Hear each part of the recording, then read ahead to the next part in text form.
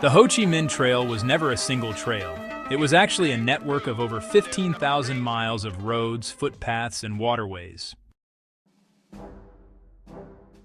Most people assume the trail was bombed constantly. And, well, it was. Between 1964 and 1973, the United States dropped more explosives on the trail system than on Japan in World War II. Here's the lesser-known fact. Despite all that bombing, North Vietnam managed to move more supplies in 1972 than in any previous year of the war. The trail wasn't a secret. The real deception was in how it worked. Not hidden, but replaceable. What the United States Air Force never fully understood was that they were bombing a system designed to be rebuilt in hours, not a fixed target to be destroyed in weeks. In 1959, the trail was, well, just a collection of animal paths and smuggler routes. Hanoi assigned a single military unit, Group 559, to turn it into a logistical artery. The overlooked decision was to decentralize everything. No central supply depot, no fixed bridges, no large vehicle parks. The trail had no single point of failure. By 1965, the trail had, multiple parallel routes. If a B-52 strike cratered one section, traffic simply moved to the next lane just 100 meters away. Human limits were, honestly, the real engineering constraint.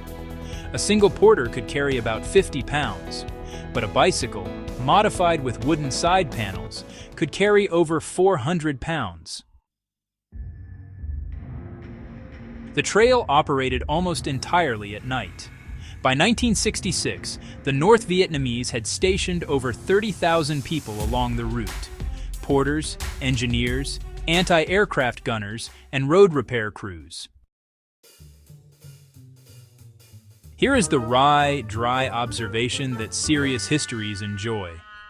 The North Vietnamese built fake truck parks out of bamboo and tarps. Pilots would bomb the same decoys for weeks. In 1968, North Vietnamese engineers completed a buried fuel pipeline from the port of Vinh in North Vietnam all the way to the Laotian border. Gasoline moved without trucks. The U.S. response was Operation Commando Hunt, a systematic bombing campaign that dropped 3 million tons of ordnance on the trail. For context, that's more than the total tonnage dropped by the U.S. during the entire Second World War. Every night, the repair crews filled craters, replaced bamboo bridges, and cleared landslides. By morning, the road was functional again. The same crews worked the next night. The economics are almost absurd. It cost the United States thousands of dollars to crater a road. It cost the North Vietnamese a few $100s and some bamboo to fix it. By 1970, the trail could move over 20,000 tons of supplies per month.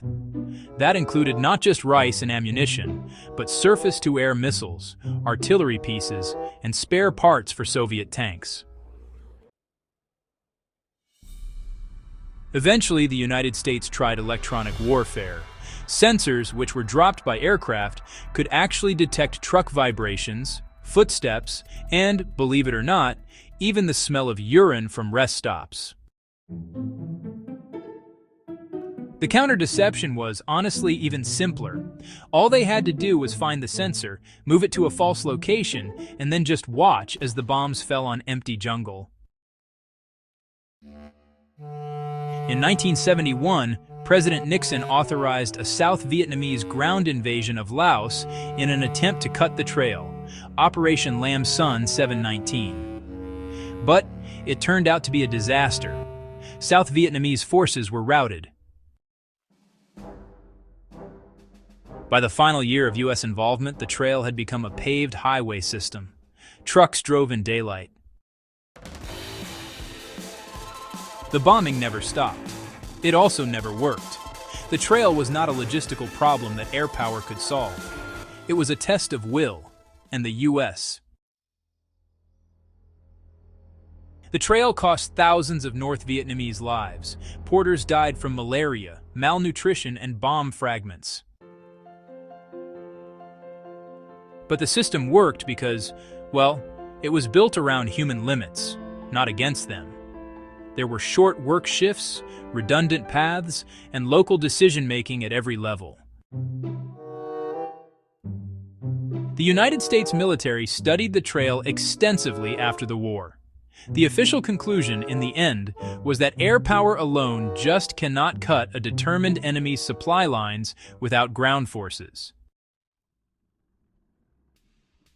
That lesson, honestly, has been conveniently forgotten and relearned in every subsequent conflict: Afghanistan, Iraq, Ukraine, where supply routes through rough terrain remain, stubbornly resilient. Subscribe to War Machiner and share this if you value history that goes deeper.